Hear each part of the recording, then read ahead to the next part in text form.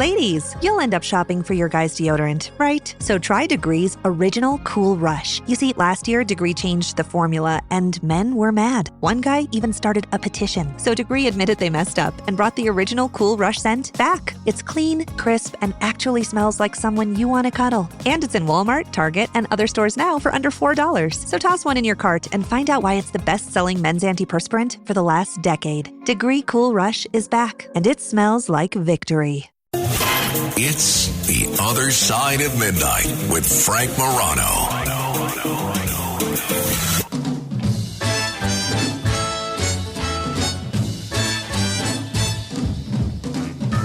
Let me tell you about a place somewhere up in New York way, where the people are so gay, twisting the night away. Here they have a lot of fun, putting trouble on the run. Man, you find the old and young, twisting the night away. They're twisting, twisting. Everybody's feeling great. They're twisting, twisting. They're twisting the night away. Here's a man. Well, for years on the radio, this is one of the great nighttime themed songs you could hear on Red Eye Radio, not the Red Eye Radio that calls itself that now. No disrespect to them at all. I've got a lot of respect and appreciation for anybody that tries to do this every day.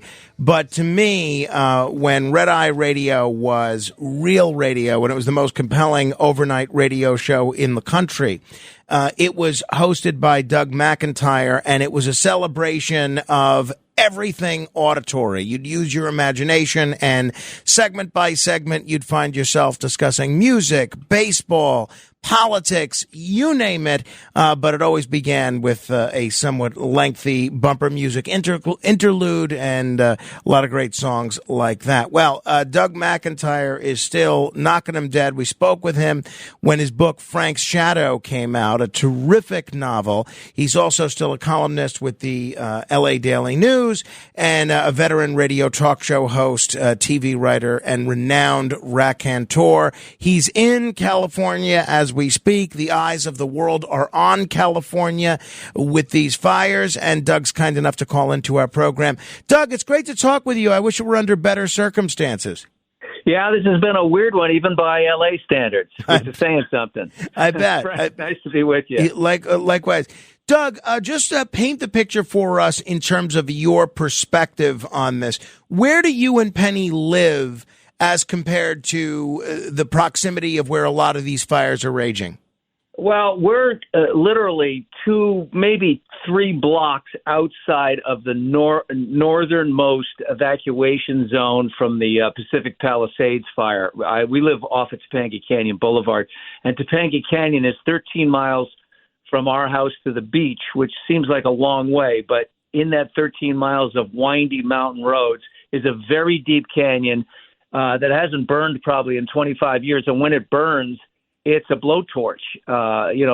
You've heard this 10,000 times now, but these storms create their own weather. The thermal heat coming off of the fires it really turns them into dry tornadoes and dry hurricanes is what they are. But in this particular case, it started with an unusually strong Santa Ana wind. Santa Ana wind, you always hear this term, is a common weather phenomenon on the West Coast, especially in California, where the winds come from the east and they blow out towards the ocean and they bring warm air into the LA basin.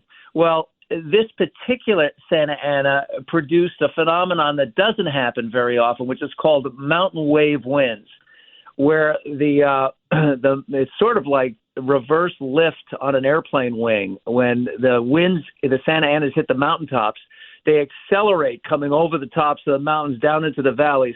And we had sustained winds at one point of 60 to 80 miles an hour with gusts to 100. And that's where the crisis really begins and almost ends right there, because there's nothing you can do to fight a massive fire with that kind of wind blowing on. To show you, Frank, how strong, this is just one tiny example of how powerful these winds were.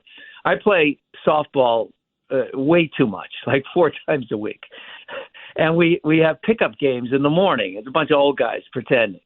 And on Tuesday, before the fire broke out, we were supposed to be playing at the Sepulveda floodplain, which is where the softball fields are. And the floodplain is exactly that. It's a flood basin for the other phenomenons we get, which is massive flooding. And it's wide open. When we got there, the winds were howling so hard, it had blown the dirt off the infield. We couldn't play the game because it had been the dirt had literally blown off the infield. So it was like a concrete golf ball lunar surface. And then, of course, once the fire broke out, there was no way to stop it at all, just completely run amok. And it's so, we watch it from our house. We have to be very cautious of it. I packed the car. It's, all my crap is in the car, ready to go if we have to. But I'm actually optimistic about our personal situation because these winds are blowing towards the ocean, taking it away from us. But for so many people, the impact is I cannot, we all know this sort of intuitively, but the recovery from this, first of all, it's not over. We're facing 2-3 more days of very high winds, and the recovery from this is going to take a very long time. No, I can imagine. At 30 minutes after the hour, this is The Other Side of Midnight. We're talking with Doug McIntyre about the situation involving these wildfires in California. Now, today, it was reported that the winds are going to go back to those Santa Ana level winds. Is that indeed what you guys are preparing for? And I would imagine that would portend bad news for the efforts to contain these wildfires. Well, it's really bad news because all the hot spots become, where small embers can reignite and very explosively. I suppose the only good news is that if they continue to blow back towards the ocean, it's going to blow back over areas that have already burned.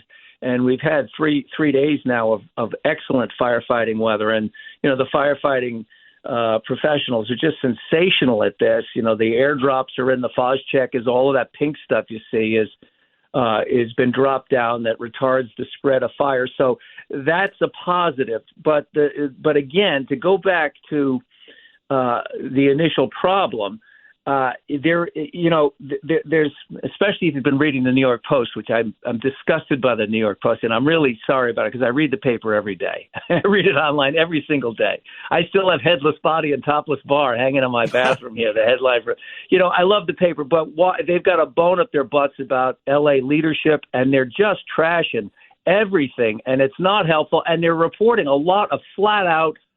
I'm going to use the L word. They're just lies. This is not what they're reporting to you is not true. We did not run out of water. All right. I'm seeing people posting memes saying that, no, these idiots can't get the fire hydrants to work. We had a situation that every city in the world would have the same problem under the same circumstances. You do not fight wildfires with fire hydrants and hoses. You fight wildfires with bulldozers, ground crews, and aircraft. So what fire hydrants are used to put out structure fires. And as a general rule, it's 3 trucks per house that's on fire. If you have a call to 911 that there's a building on fire somewhere, let's say in Queens, what you're going to end up with, can you hear the coyotes? Yo, I hear them. Yeah, somebody's pet's not coming home tonight. That's what that means.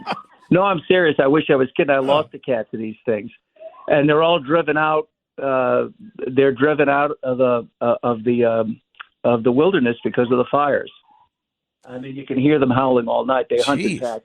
Yeah. Anyway, crossing California right off my list of places to live, move to, Doug. Well, I want to make this point to try to correct some of the misinformation. So the fire, when the fires broke out, the fire department usually dispatches when they get a call that there's a house on fire. They'll send three trucks, and they average 3 trucks per incident. There were 7,000 buildings on fire in the Pacific Palisades alone. They need 26,000 trucks. There aren't 26,000 fire trucks in the entire state of California. Now, with the fire hydrants that didn't work, it's very simple. It wasn't that we were out of water. The reservoirs are full. one reservoir was not full. It had been closed for maintenance. And that's not a state issue. It's not Gavin Newsom's responsibility. It was a county-owned reservoir that had been closed for maintenance. You have to fix things. The reason that they lost water pressure there was every fire hydrant within miles had been opened at the same time.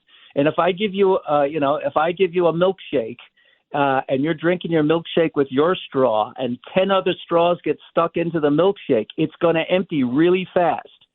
And what has to happen then is the tanks that are up on the hilltops have to be refilled with pumps in order to get the pressure up. But they're big tanks and they take a while to refill.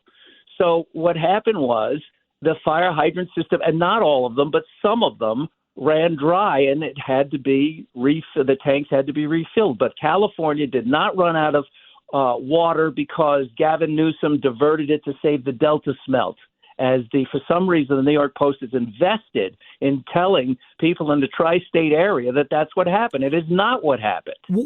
If people are just tuning in, this is The Other Side of Midnight. I'm Frank Morano. My guest is Doug McIntyre, live from California. Doug, one of the aspects of mismanagement that's been pointed to repeatedly by critics, by politicians, and I think even by the fire chief herself, Kristen Crowley, is the issue of budget cuts right before this. This, for instance, was the fire chief, I believe, on Friday or Saturday, talking about the budget being cut. I want to be very, very clear. Yes, we took a $17 million budget cut. And as we know, any budget cut would negatively impact our ability to carry out our mission. I want to also clarify that I'm not a politician. I'm a public servant. It's my job as the fire chief of the Los Angeles City Fire Department to make sure that our firefighters have exactly what they need to do their jobs. And that's why I'm talking to you today. Doug, understanding that a lot of the New York Post criticism of the politicians in California may be unfair or somewhat unwarranted, isn't that a legitimate criticism, cutting the fire budget right before fire season when a lot of people were predicting this was going to be a pretty bad fire season? Well, point one, there's no such thing as a fire season out here anymore. Mm-hmm. It used to be a fire season. Mm-hmm. It used to be August, September, October was fire season. Now it's 12 months out of the year. We've had major fires in the state of California every month of the year. In fact, those super scoopers you see come down from Canada are not gifts. We have a contract with Canada to send them here because their fire season is definitely in the summer only. And in the wintertime, they don't have the problem. So they send those two super scoopers down here on a contract for millions of dollars to be available to us when we need them, because we will need them now pretty much all the time. I can't penetrate. I've been trying to get to the bottom of the budget cut issue because it depends on these budgets are very complex. The fire chief, Kristen Crowley, is claiming that $17 million was cut from the budget. But what she doesn't want to talk about is that we have a fire captain in the LAFD in 2023 who made $801,000. Okay, made $176,000 in salary and $613,000 in overtime. Wow. So, and this, by the way, is happening in New York also. So the way these contracts are constructed are so complex that it is cheaper to give people massive amounts of overtime than it is to hire somebody new and start a new pension clock going. But it's very, very Byzantine. And Frank, I have a BA in English, and I am not going to come on WABC and pretend that I can unravel the mysteries of an enormously complex labor agreement between the LAFD and the city of Los Angeles. There's probably points that could be made there, but the bottom line is I haven't heard what resources were denied her. Mm-hmm.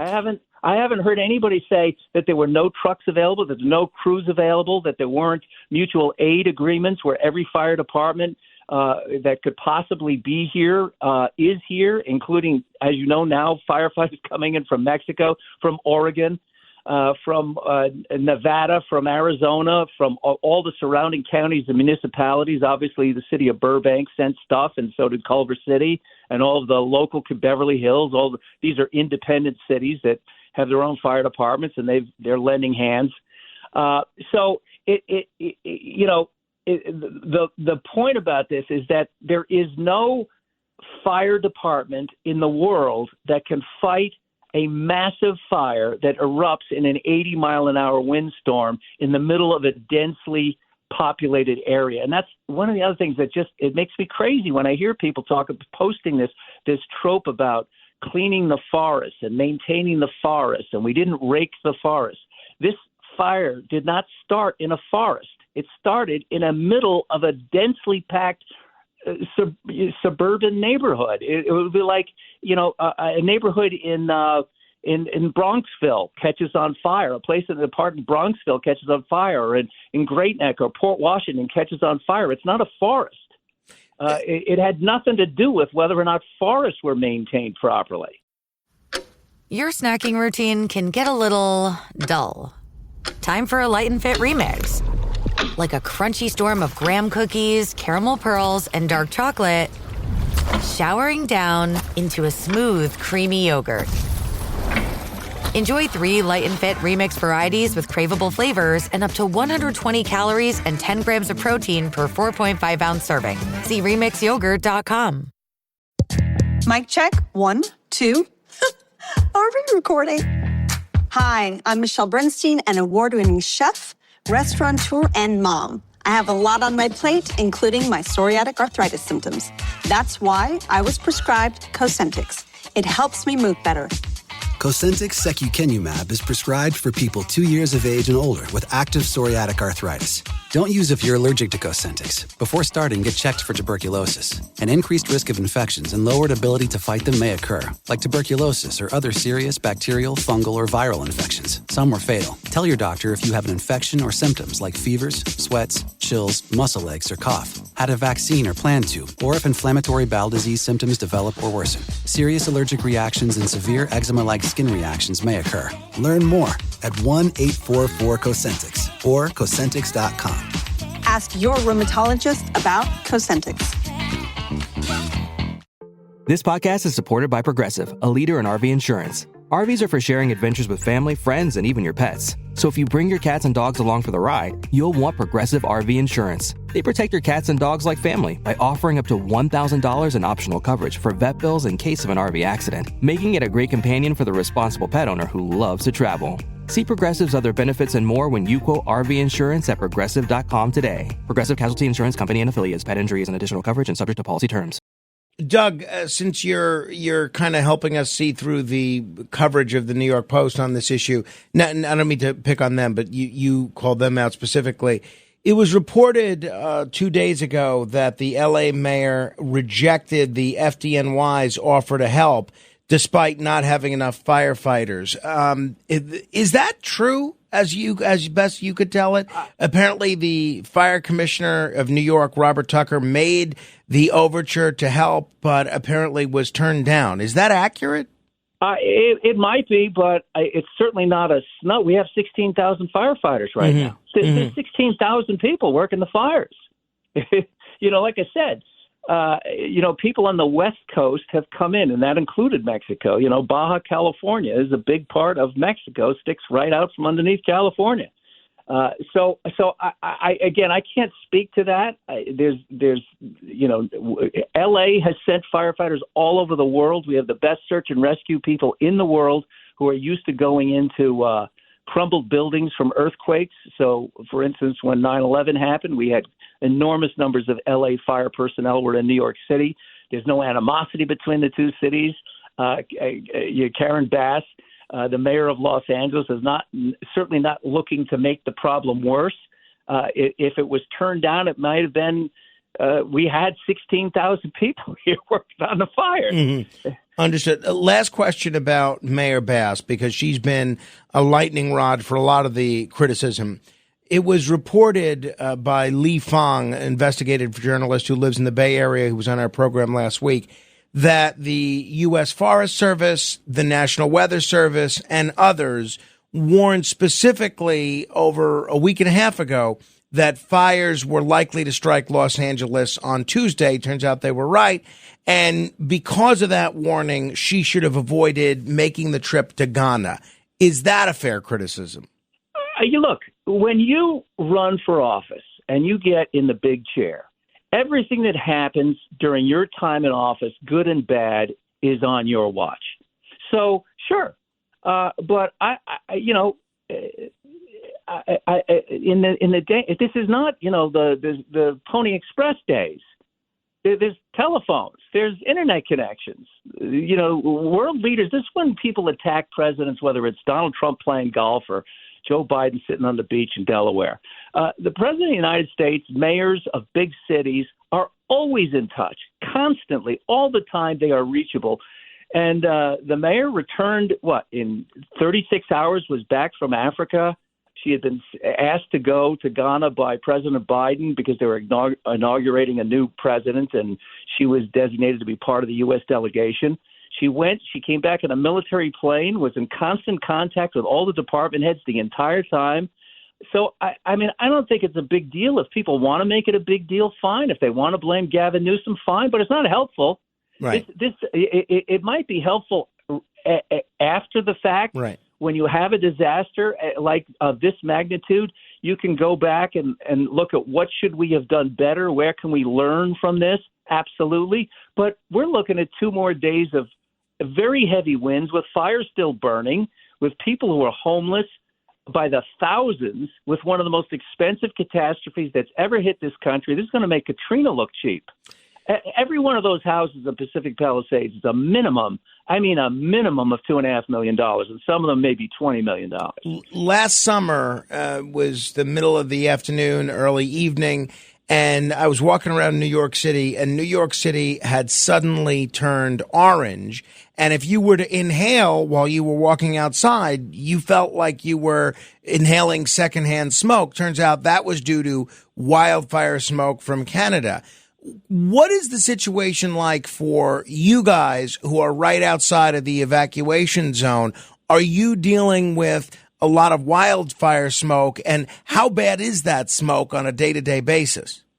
Well, we are personally not doing it again because the Santa Anas are offshore winds. They're blowing it out to the ocean for the most part. Today was the last 3 days have been beautiful. It's one of the things that's so bizarre about this, Frank, is that, I'm just above the fire. And if I didn't know that people on the other side of the hill here were suffering, it was a perfectly beautiful winter day that you go out and do anything you could possibly want to do. And the traffic has vanished. Everybody's kind of hunkered down. A lot of people are gone now. They've just moved, they've taken shelter places, so you can actually drive around the city. So these fires are, there were a lot of wildfires over in New Jersey this past summer too, and when structure fires get mixed in on this massive scale, they're very dangerous. It becomes a toxic waste, just like the World Trade Center. You've got chemicals, you've got plastics, you've got all kinds of toxins that are released.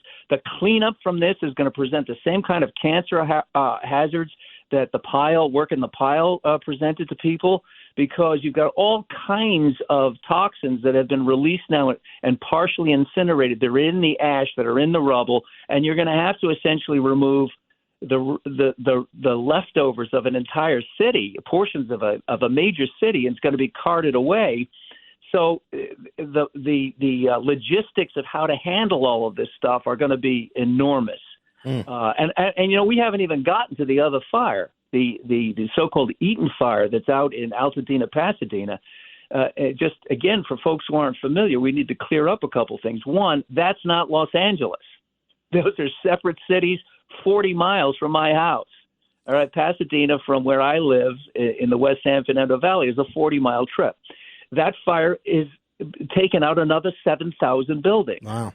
So this is 14,000 buildings have been destroyed in 3 days of fire. These are issues that this is a scale of fire that we have not seen. We've never seen before. The Chicago fire, Mrs. O'Leary's cow, is about 1/10 the size of what we've got going here right now. In terms of insurance going forward, we've been seeing numbers approaching the $1 trillion mark in terms of what insurance companies may be on the hook for here. I would think that a lot of these people aren't going to be able to rebuild and get insurance for their homes. Is that realistic? Am I accurate? It's a huge look. Florida has been suffering under this for quite a few years now, and it's gotten much worse. It's like a snowball going down the mountain. It's picking up more flakes as we go, right? They've got obviously repeated hurricane storm damage, billions of dollars, and the real estate market in Florida is suffering because of this, because people can't get insurance.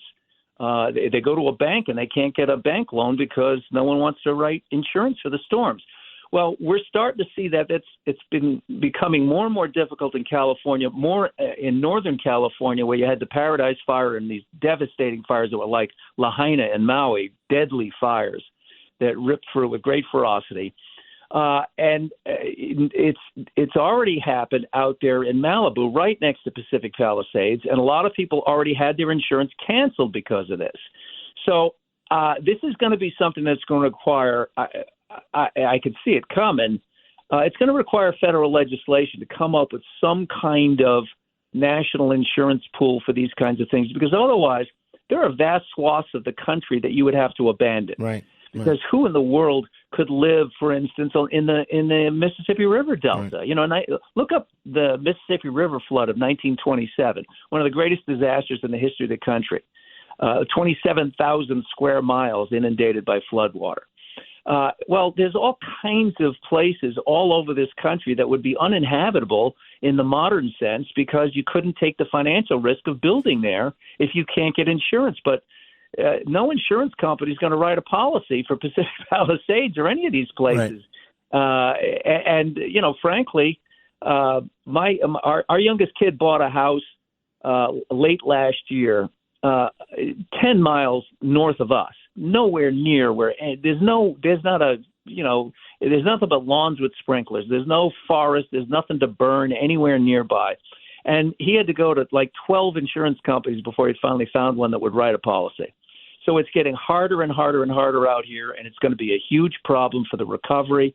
One thing that's totally fair criticism about L.A. and California in general is the bureaucracy. I got a house that's been under construction across the street, directly across the street from me for 6 years. Wow. 6 years they've been building this thing. And I basically, the crew building a house are my neighbors. I know all the guys. I've been seeing them for 6 years every day.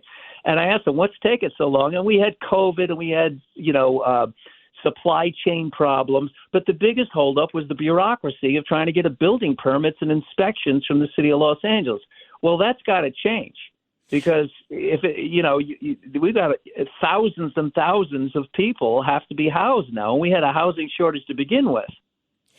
Doug, I appreciate the insight. Thank you for taking the time. Please give my best to Penny. Please keep us posted on this. Hopefully we could check in again with you in the future. Frank, as always, appreciate it. Love the show, and always happy to give you some eyes on the ground from out here, because it is a nutty place. Oh, yeah, no, thank you. It's a nutty place. It's a great place to live, though, as long as you don't get shaken to death in an earthquake, killed in a riot, drowned in a flood, or burned alive in a fire. Other than that. Doug McIntyre, thank you very much, my friend. Appreciate it. Frank, take care. All right. If you want to comment, you can do so 646-720-0635. 646-720-0635. This is The Other Side of Midnight. Straight ahead.